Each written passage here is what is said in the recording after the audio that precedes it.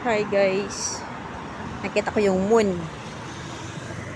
Moon in the evening. Moon. Full moon. Yeah, full moon. Full moon siya. Lakas ang hangin. Grabe. Lamig pa. Diyan ako. Pupunta ko dyan sa may naka-blue. Punta ko dyan. Yan.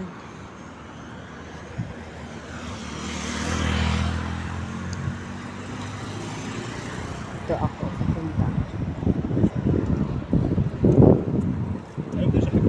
Sobrang lamig. Grabe. Lamig. Parang hindi na mapigilan ng lamig.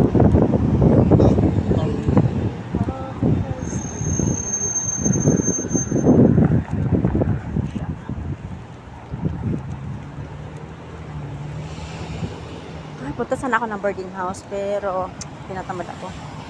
Anong gagawin ko doon? Walking na lang ako. Tapos punta ko saan? Yun lang. Ang laki ng mga building dito. Building. Tsaka ang building dito, ano siya? Tawag nito. Mostly mga businesses. Yan, dito ako dito. Mag-trespassing ako.